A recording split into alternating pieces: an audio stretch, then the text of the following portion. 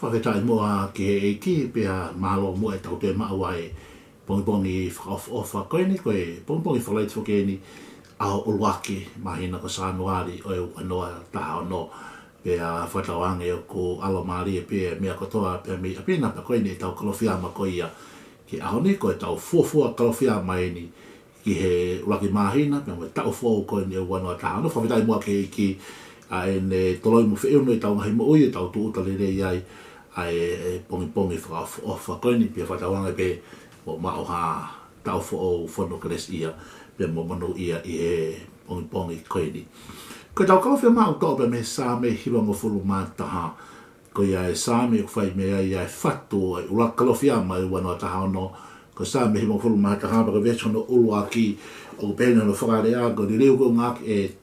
pāki fo e wesiria nā e tau tāwali tau ni o pehe sā me hiwa taha ulua ki koia aku nofo i he toi anga o Erioni aku mohe i he malo o sātai. Riu koe a wesi sā me hiwang fulu māta hawes uluaki. Koia aku nofo i he potulilo e whungari maalunga e nofo mauia i he malo e mafi. Koe kaweinga o e kalofiama o e ahoni o pēne na whakarea ka tonu e wheitu o ke nofo ai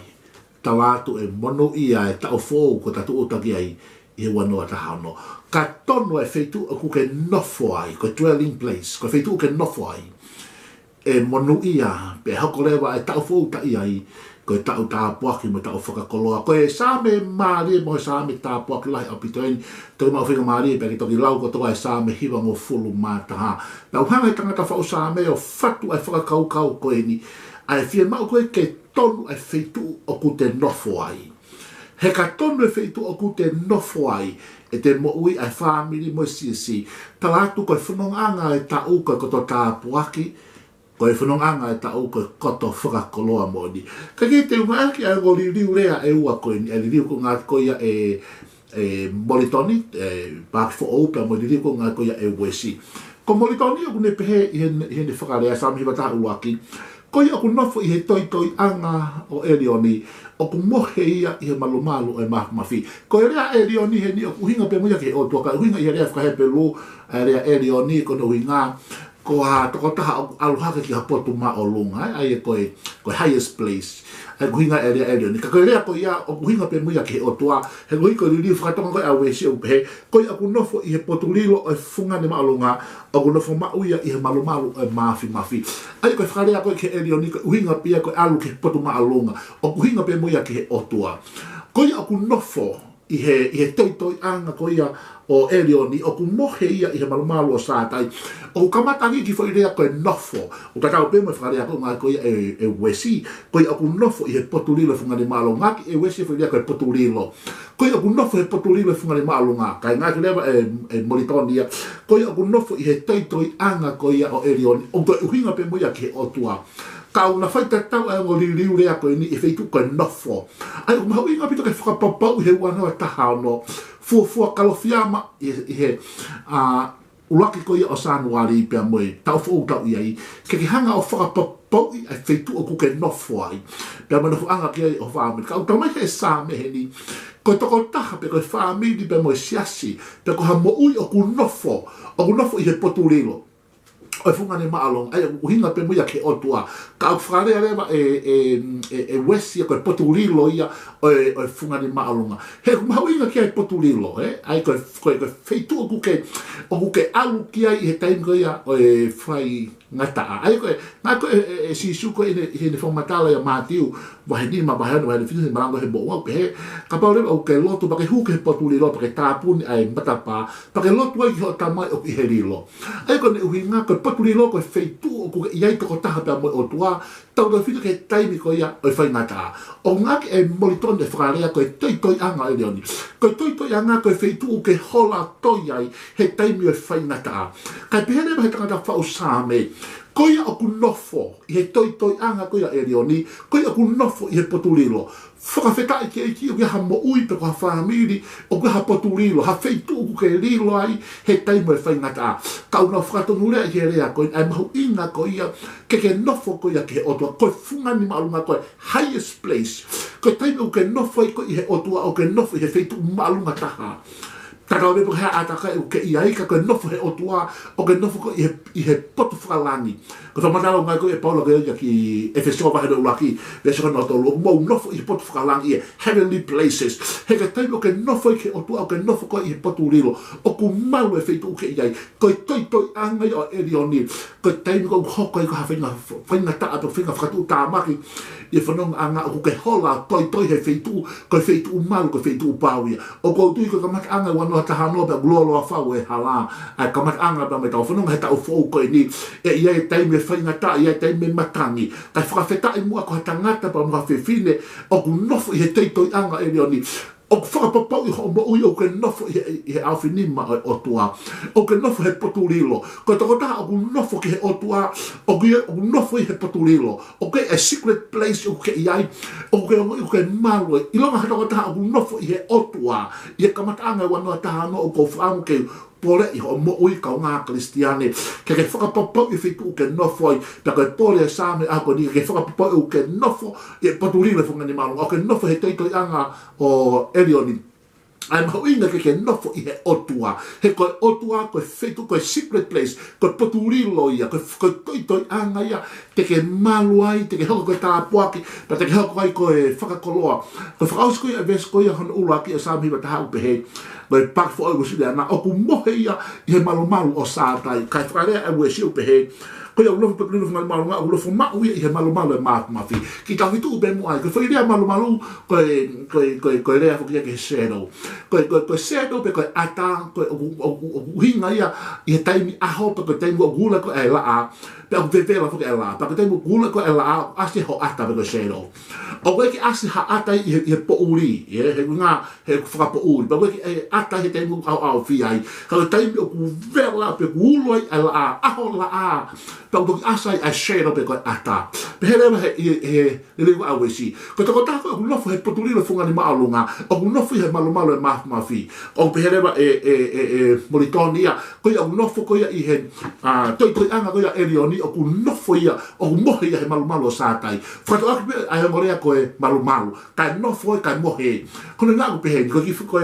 whakatata ku pe he. Ko ha aho la a. Aho la a, aho alo maari, aho apua. Pea koe o tua, hau i o tua o tau potu ia ke la a. Pea koe teimu o tau potu ko ai o tua ke la a, velahia o tua. Pea koe rewa hano ata pe koe sheto. Koe toko taha koe o kunofo koe ia ke he o tua, o kunofo ia he malu o tua. Koe toko taha kunofo he poturilo funga ni malunga. Ka pau ko mo uiba mo family, ba mo si, ko ke whai hatuku pahe wana taha no, te ke nofo mau i he o tua. O ke nofo he poturilo funga ni malunga, o ke nofo i he teitoi anga Elioni. O wanga pehini lewa hano whakatata e sāme hiwa taha. O ke nofo koe i he shadow, o ke nofo koe i he malu e o tua. Koe o tua aku tu o tau potu ia ke la o velahia ia, ka wia i lewa hano ata pa ke hao ko nofo ai. Koe toko taha aku nofo ke he o tua aku nofo ia he ata pe koe shadow o tua mafi. O whaingata ia o tua, o ku velahia o tua. Ka au ikaike ke velahia ko ke nofo koe ia i he ata ia. O ke nofo koe i he ata, ka ke whakarea ko ngaka e tau tāmori tenu pe, o ku mohe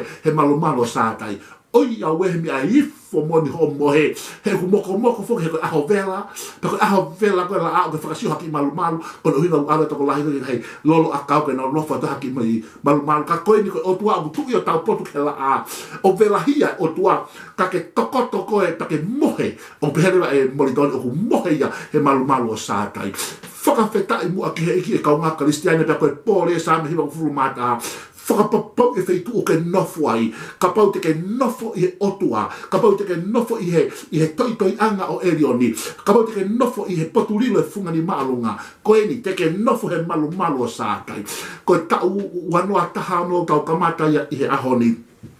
O kula a, iai hai mele tau fōa te he whanonga a ngā, iai hai taimi whainga taa, ka koe monu ia hata ngata mua whiwhine, tawa rō mua whine mui, o kule whakapapau, o ku nofo i he otua, talato o ku ke toi he toi anga o Elioni, o ku malu, ka tō mai ha matangi, ka tō mai whakaiwaha, o ki ai pe whaitu ke toi ki ai, o ki ai whaitu ke malu, o ke nofo he poturino whakani malu ngā, pe o ke nofo he malu o sātai, tala atu o ke moko pe koe neonga velahia, ai la a neonga whaingata apa me polo pare ma, tala atu ka ingata peho nofo he malu sātai, te ke mohe, pea koe hauhe i fō ho mohe he malu atua, ko hai mo ko e ke ha o toko te malu malu ka tau potu e tua ia ke la a vela hia ia tau moli pe toki ta ai hiva himi ko e we tuli ana ko e eiki o buanga whakatu a ko le hifo ko whinga natula o tua ko e eiki o buanga whakatu a hau ia tau potu ia ke whinga ta ia ke whie maari e pe ko ia mohe ia malu malu o sātai ka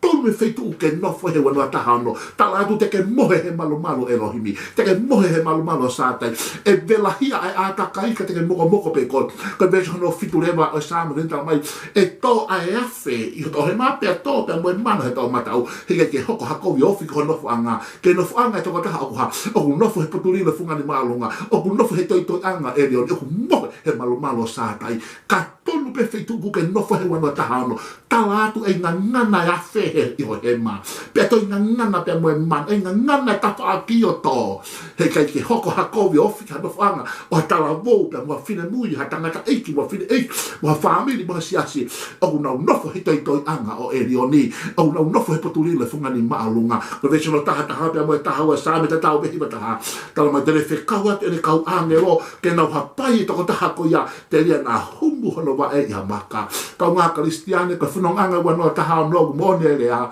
o lolo a fa we hala o fele ai lu o fele ai maka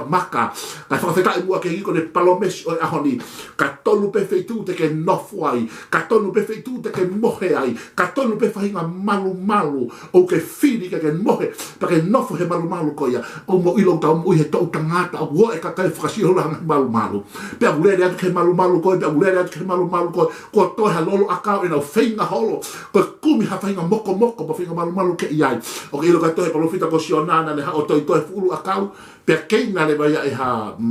ha